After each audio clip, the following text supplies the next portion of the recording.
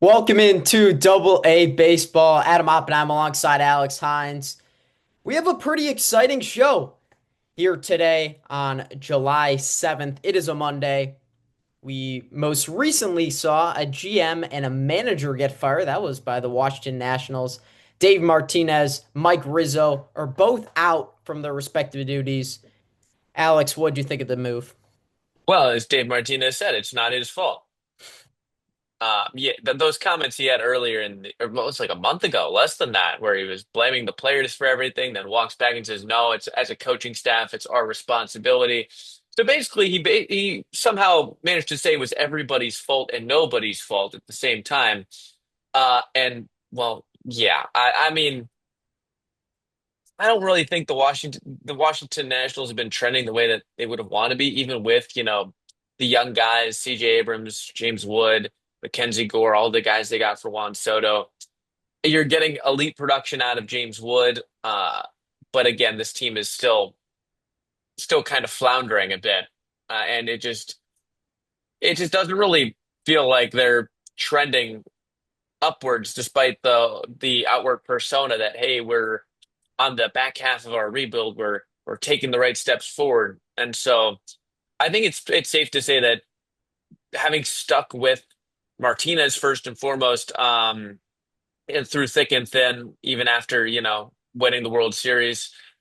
Same with Mike Rizzo, despite there being plenty of issues with him, it felt like, in the way that he's kind of brought players in over the last few years. I think there comes a point where you got to say, all right, is this pairing going to bring us forward? And right now, they've got a lot of the guys that they want to be cornerstones, and they're not making the strides forward, even with them playing well. And I think that maybe was a solid sign to say, all right, let's make a move now, rather than again continue to stay put for a couple more years if things continue to trend poorly. That's a great point you made about the players playing really well, including James Wood and Mackenzie Gore, and then CJ Abrams as well. Those three key pieces to the Juan Soto trade. But also, if you're nearing the All-Star break and you're not even close to being in the playoffs and you just got swept, I mean, that's the time to make a move. Two of the games against the Red Sox were uncompetitive. The pitching staff from the Nationals is just not very good.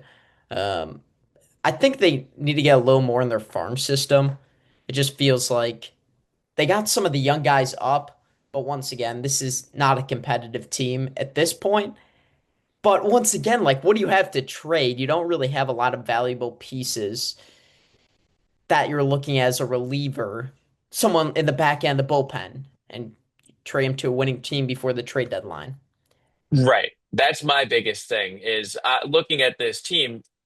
You mentioned not having a ton of top quality farm talent left. Now that they've called a bunch of their guys Right. up, there's they have outside of Dylan Cruz being hurt, but he's on the major league roster. At least he's expected to be. Outside of that, you've got two top 100 prospects, both in the 25 to 30 range, that are both pitchers in Double A. Outside of that, you don't have another guy that's really that high up. And again, I mean, you've got a couple guys that are still supposed to be, interesting. I mean, they still have Robert Hassel, who is the final piece, really main piece of that Soto trade, that hasn't come up yet. But I mean, you look at that team, and I'm looking at their starting lineup right now. You've got 32-year-old Josh Bell. You've got Nate Lowe. Hey, Josh You've Bell was a got part of the Soto trade, wasn't he? Josh Bell's a part of every single trade at the deadline. The man cannot stick on a team through a whole season. But you look at a lot of the guys that are on their team. Is there anybody that's actually performing well that you're like, okay, this guy could get traded? I look at this team and I don't really see anybody. I mean, Josh Bell is playing like completely average. So too is Nathaniel Lowe.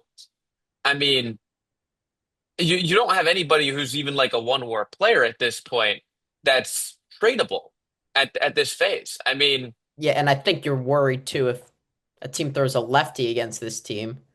oh The yeah. the top of their lineup is all lefties. I got to correct myself. Robert Hassel has made the majors this year, and he's done very little. But so again, if you take him out of the equation, now you basically have nobody, and certainly not really anybody position player wise that really stacks up as the this is our guy. And if you Not look on at them the as Nationals historically, they haven't been a team that really has developed guys out of nowhere. So that really is concerning. If you don't have a slam dunk, hey, we got a top 100 guy that's going to be here, going to be great um, to help, when James Woods being all that too guy he was young. supposed to be. Oh Ahmed boy. Rosario. Y-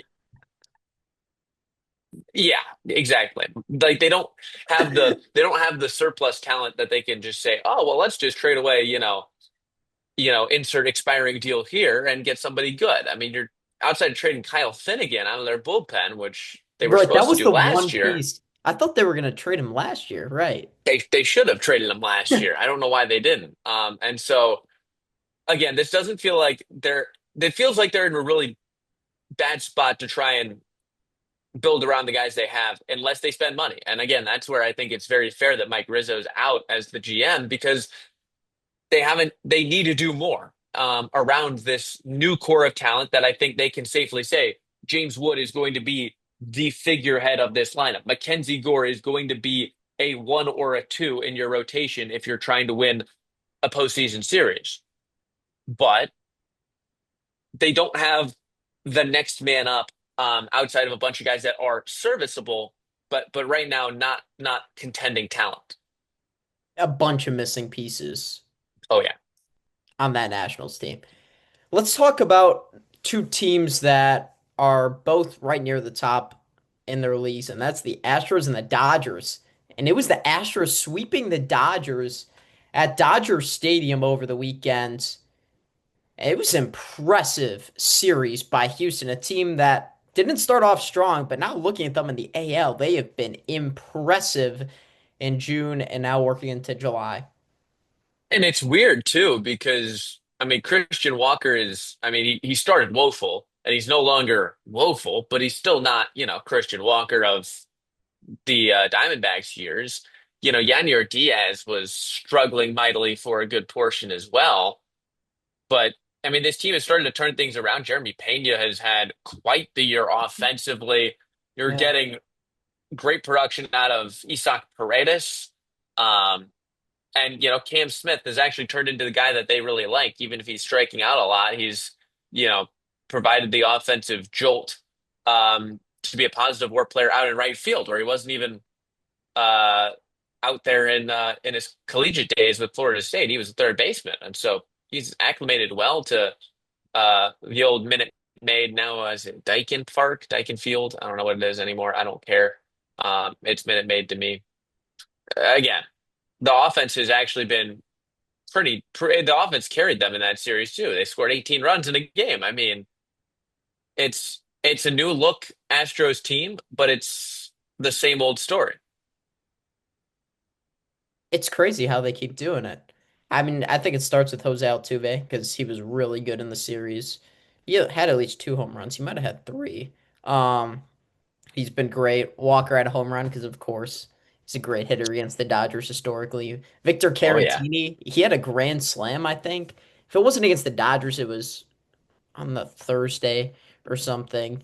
And the pitching staff has been good. Framber Valdez obviously is a clear number one starter, can be in the postseason, but they also have Hunter Brown, and you can't sleep on him because he's had a top five pitching year in the AL, I would say. Um, Lance McCullers is still there. I think he missed a few starts throughout the year, but he pitched well against the Dodgers. Six innings pitched, one earned run. It came on a solo home run. And honestly, I love the first name that you mentioned, and it was Jeremy Pena. 4.6 WAR this year. They were ready to write him off. Um, Yeah. but he's been impressive this year. And I think off of that too, I mean, Pena is now on the injured list. Jordan Alvarez has been on the injured list, and he hasn't Right. done much. He didn't do much when he was healthy yet. He's the guy. He's the big bopper in the order. And so, I mean, this team's only going to look more dangerous when you guarantee that Pena will be back. and when your Don will be back, and don't want to face that team in August, September. Yeah, because they have Josh So Hader. How about that? also true. I Josh mean Hader that. has been absolutely terrific this year. 1.8 ERA. He has been so good this year, and you've seen in the past month he's been dominant after, a shaky last year with the Astros, Oh going yeah. back to that last year with the Padres in 2023. He has been really good. And the guy that in the top of your rotation who didn't even throw in that Dodgers series is Hunter Brown. Right. Hunter Brown has been phenomenal. I mean, he is right up there for, Cy Young contention. And, this is the guy they needed to break out. And again, I think last year was the year that everyone thought, okay, maybe this is his year. Had a good year, I think he had about a mid-4 ERA. Had great Mid moments, three. had bad moments. Okay, even better. And he Yeah. had great moments, he had bad moments. But it felt like that potential that had been touted was there. And now it's saying, hey, he's just as good at the top of your rotation as you're getting out of Framber. And making up for the fact that, you'll recall when this team was great, they had Justin Verlander at the top of the rotation. They had Garrett Cole at the top of the rotation. You don't have that anymore. You've got Framber, who is still an ace quality pitcher, but you didn't have that same overall long depth that they had when they were a World Series contending team. And so by adding Hunter Brown to the mix, internally, you've got a guy that looks like he is going to be a top of the rotation arm for years to come for a team that needed a bit more invigoration of youth into this team because it felt like I mean, I don't know if you felt this way, but obviously once they let go of Bregman and uh, kind of officially severed ties with that core that they had outside of Altuve, this team felt like it was getting old, and it felt like they could be really tailing down as a team that they got old. They didn't get a ton back out of the guys that they had as their core, and that usually signifies a rebuild, a true rebuild. I mean, it's not been the case here. They've got enough of the guys that coming up or that they've brought in around the margins that have kept them where they should be. I mean, at this point, it'd be hard to say any other team besides the Astros should be the favorite in the AL. I mean, you can make an argument for Detroit, but at this point, the the record in the postseason over the past decade, I'm going to trust that and the Houston Astros. I would agree. I do like I think, again, you look at the top of the rotations. I mean, obviously School is the best pitcher, in the country right now. I think Right. that's pretty obvious. Yeah, there's no But argument there. but I mean, I would say that would be if you gave me a series 7 game series right now between Astros Tigers. I don't know who I'm taking, but I'm telling you that would be a fun series to watch go 7 games because I figure it would. And then you would probably get a crazy pitching matchup down the line. Give me Hunter Brown, Tarek Skubal. I I mean, Tarek Skubal is again still miles even better than Hunter Brown right now. But Hunter Brown, I mean, the way he's pitching, that could be you could be talking about a game that's no more than 2 runs each through 7 innings. well, So let's move on to the other team the Astros faced, who had an up and down year, but the Dodgers are still atop in the NL West. But this team is struggling with injuries big time. And Max Muncy recently got hurt. I think they were very lucky that he's on the 10-day with a knee bone bruise, they're calling it. I texted you right after this happened. I was like, that did not look good. And a lot of people thought it looked awful. And it turns oh out yeah. not super bad, but once again, the pitching staff for the Dodgers is old and now it's kind of banged up. They're waiting for like Tyler Glass now to be back. Shohei Ohtani isn't fully into his pitching routine. Um, and then obviously Kershaw, who's pitched well. You're not sure if you're gonna once again trust him in the postseason to be that top 1 or 2 starter. Yeah, I mean, right now, I mean, you're looking at a rotation. Fangraphs has it as Yamamoto, who's been great, Dustin May, Otani, and Emmett Sheehan. And obviously, you're expecting by the time you get towards the postseason that there are going to be guys coming back from injury. This is the Dodgers are not in danger of missing the playoffs. So basically, their goal right now is less about where do you finish, what seeding do you get. It's more about let's just get to the playoffs and let's get healthy. And so obviously, depending on who they get back and when, there's, you know, great signs. But I mean, again, you've had Blake Snell down, you've had Roki Sasaki down, you've got Glass now down. I mean, that's a postseason rotation right there on the injured list. So, again, it's it's the same old story really with the Dodgers, where it's like they're going to be good, they're going to make the playoffs, they're going to have one of the best records in baseball.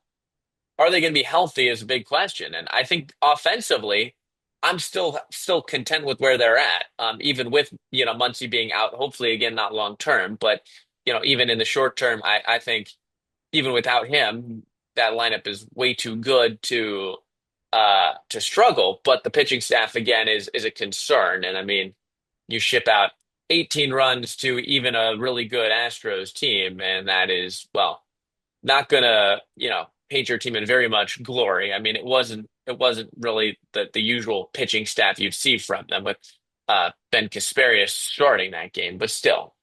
Right. Yeah, he got hit around. You cut out there for a bit, so I'll fill in what the star you didn't say, which is the starting two pitcher, which is Clayton Kershaw on Fangraphs. But you mentioned it, the injured list. That's not even including the bullpen. Michael Kopech, Evan Phillips, Blake Trent. I mean, Yeah. those three are going to be maybe your three most key pieces to your bullpen at this. Those Alex six guys could Garcia finish a game. Those yeah, six, those three starters, those three relievers, that they could take you through a 5 game series you're right. right now if they were healthy. Yeah, Michael Kopech. I love watching him pitch. You Oh, he's fun. mentioned the offense. It's interesting because we know what the top of the lineup's going to do, but will the bottom third follow suit? Will Tommy Edman be on fire in the postseason? Will Kike Hernandez just light the world on fire like he's done a couple postseasons? Miguel Rojas. There's a lot of question marks. There are not question marks about Shohei. Mostly not. Mookie's going to be good. Freddie's going to be good. Will Smith. Teoscar Hernandez, even I trust. But the rest of it, you're not sure. Pajes he's And had a that's great year. well, and that's where my question is. Before we're going to talk about Kershaw, obviously, but before we talk about that, I'm curious, where, if you're the Dodgers, the trade deadline is now just under a month away. It's about 3 weeks away. What do you look to do? Like, do you just rely that this pitching staff that is thin right now, but has the potential to be extremely deep, just gets healthy enough in time? Do you then try and add a bat to try and lengthen that lineup? Where do you look? Because it feels like right now, you know, you trust a guy like, say, Tommy Edman at the bottom of that lineup to be the perfect Swiss Army knife guy, or you trust that you're going to get something out of your injured pitchers by the time we reach September.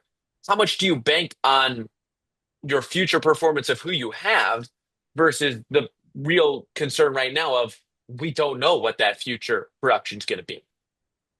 I mean, I think at this point you have to somewhat stand And pat. I that's mean, that's the other question. Yeah. like the thing is, they would have another starting pitcher if Bobby Miller has been able to revert back to his old ways, but he's been in AAA for a while. That was a starter that they relied on. Tyler Glass now, at this point, I mean, how much can you rely on a guy who's been injured all the time? He's a great pitcher when he's throwing the ball.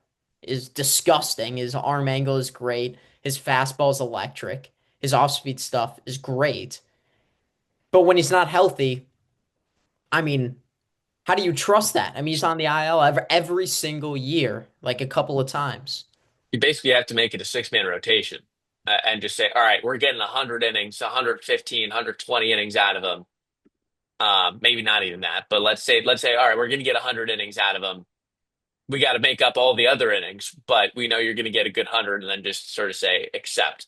But I think that's kind of what the Dodgers have been recently. They've been a team that kind of says we've got 8 pitchers that can be good if they're healthy, but we know that 4 of them are going to be hurt at any given time. So we're just gonna rely on the fact that we can mix and match throughout 162 games. And they just have to hope that guys are healthy and back in tune, more specifically by the time you hit October. I mean, I think they can buy a starting pitcher at the deadline. I'd be surprised if they make a move in their lineup because, like, what kind of upgrade are you getting at this point? It's it is a it's also, I mean, we've talked about this before. It feels like just a weak market, period. Yeah. Whether it's position player or pitcher. I mean, there's not a ton of guys that you look and say that is a surefire guy we want to bring in, unless you're in the market for maybe a closer, which the Dodgers are not going to be. So, you know, I don't really think there's anything that really fits the Dodgers very well, unless they're just going to be overactive, which they can at times be. But I think that realistically, they're not needing it. Well, I'll tell you what, the Dodgers did have a great moment in the past week, and that was Clayton Kershaw. 3,000 strikeouts in his career, strikeout against the White Sox, 20th pitcher in MLB history to make it to 3,000 strikeouts. And it was on a slider. Wasn't that hammer curve? It was the good slider, which was another mainstay of his career. And it was fitting. It was on the last batter of his outing too. So, tried to finish that last inning, and I was on a team bus calling games, and I was listening into the radio broadcast, thinking, "Oh man, surely he's got to get three strikeouts, right?" And it made it interesting, but I think it kind of was fitting the way it ended, that it was the end of his outing. He got to really get that true curtain call where it wasn't just like, oh, hey, thanks, guys, and then go out and throw another pitch. It was Right. walk off, you know, wave to his family and, get a chance to get hugs from all his teammates. I think that made the moment, I think, more than anything, really, because he was very muted off the mound. I know Clayton Kershaw is not the most, emotional outward guy on the mound. Watch even his no hitters. I mean, he's shown emotion, but not a ton. But I think that was kind of a nice sort of stoic finish for him. And Rob Manfred on got him into the All-Star game as well. That was a great moment. Yeah, It really yeah. was. Just so cool to see that happen. It's funny, really, looking at this list, and we're going to get into our discussion now. What pitcher we think is going to be next to 3,000 Ks if there's going to be one. Nolan Ryan at 5,714. I do not think he's going to be caught. No, no, no one's ever going to get that far, and I'm really struggling to see who's actually going to reach 3,000. I was having a good conversation about this with a former guest of the show, Henry Thuss, and we kind of came down to the conclusion that maybe there's one or two options, but right now, I mean, you're banking on a lot of things to go right. You need innings, you need health, and right now, those are two things that are not common in baseball. All right, so I will go through the pitchers who are close at this point, and then can just freelance some as well. Chris Sale is about 500 away. Garrett Cole, 750 away. Charlie Morton, 850 away. At the ripe Darvish age of is 41, 1,000. I mean, those are the guys that are close. I think the player who actually has a chance is Paul Skeens. Now, you I did don't discuss know Paul Gates. how how healthy he's going to be, but looking at Chris Sale's career, he was injured a lot in his time with the Red Sox, except 2018, which was the year they won the World Series. He had about 10 Ks per 9 innings or 11.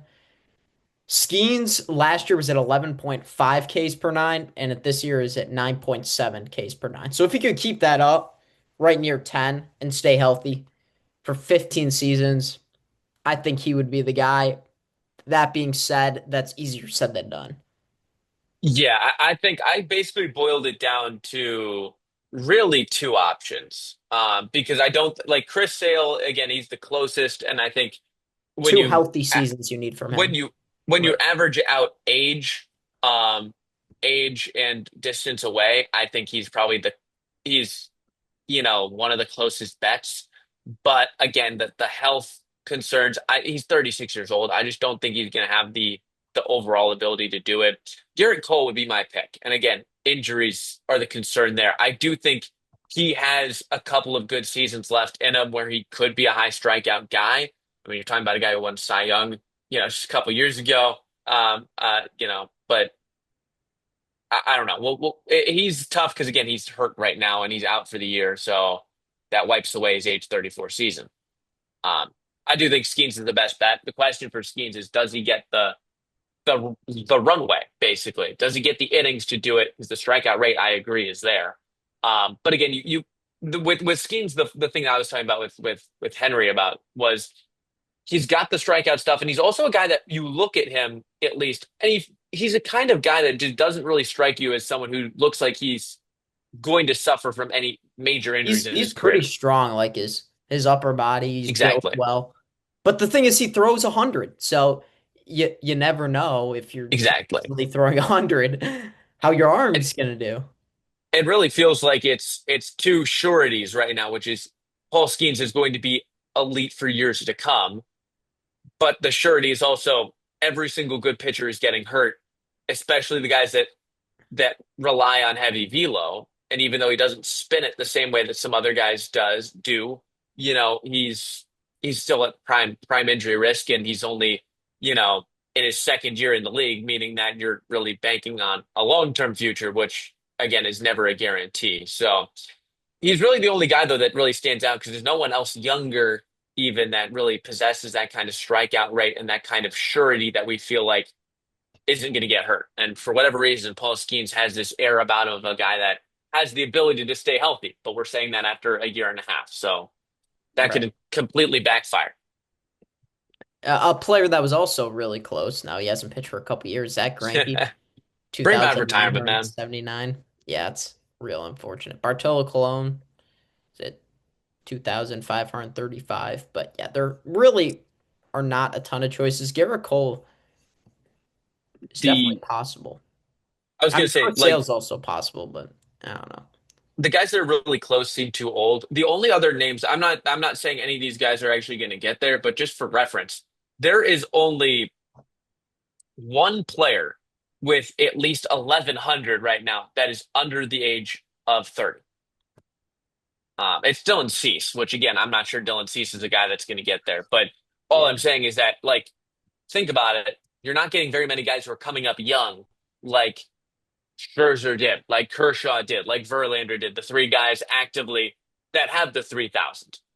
So I think that is another impact there that, again, it's not just health, but it's the years along with the innings. And right now, I don't think you're seeing very many guys that are like even halfway there that you're like, oh, well, they're not on a terrible pace. There really isn't anybody that really stands out. I mean, I'll say Jacob deGrom's case per nine looked great, but of course the injuries, and Yeah, that's what's hurt him. All right, so we got a few minutes left on our show, so let's head to our. I was about to say new segment, but now we've been doing it for a couple weeks now. Alex, you want me to go first with AA plus? let's go for it. Let's start good. All right. So my AA plus top three plays of the week, starting it off with number three, the Cubs against the Cardinals and against Miles Michaelis, and it did not end well for the Cards. The Cubs hit 8 home runs in a historic afternoon, 3 home runs by Michael Busch on July 4th. Fireworks at Wrigley. The Cubs won 2 out of 3 from the Cards as well. Next up at number two, Wilyer Abreu's historic offensive night. An inside the park home run that hit off the fence above the triangle at Fenway, and then a grand slam later on in the game. The first player since Roger Maris in 1958 with an inside the park home run and a grand slam in the same game. That is absolutely ridiculous. Red Sox are playing good baseball now. And lastly, of course, at number one, Clayton Kershaw, the 20th pitcher in MLB history with 3,000 strikeouts, with a strikeout looking against the White Sox. Absolutely legendary stuff down in LA. How about the inside the Parker and the Grand Slam? I mean, really? Yeah, that Like, would have been an easy how number do you one manage that? any other week. But yeah, Man, Clayton Kershaw usually has the Clayton top. Kershaw happened to happen. That's Yeah. unfortunate for you. Yeah, that was a lock. Yeah. Well, let's get into our oh no, the worst of the week. Let's end things off with the hilarity because that's what we love here. Let's start off with a deep fly ball to left field off the bat of Tyler Fitzgerald of the Giants. It's Giants A's, and just like a former A Jose Canseco once did. Tyler Soderstrom leaps up for a ball. It's not off his head, it's off his glove. Goes over for a homer. He's hit some homers this year. He helped one out this time on the wrong end of things. Then this is a bit older, but it came back to reference this week when Michael Kay said the Jays, they're just not a first place team. The Blue Jays are not a first place team. I'm sorry. You look at their run differential, they're just not a first place team. One of those two teams, the Yankees and Jays, are winners of 9 of their last 10. The other team has won just 3 of their last 10. I'll give you a second to guess who it is, which is which. It's the Jays. They're 52 and 38. They're 3 games ahead of the Yankees. Michael Kay, I hate to break it to you. They are indeed a first place team. See ya. Then yeah, see ya. Yeah. Let's then take you to Wrigley. You had the best with the homers. I'll give you the worst with one of the worst renditions of the seventh inning stretch imaginable. Podcaster Alex Cooper singing it, and oh man,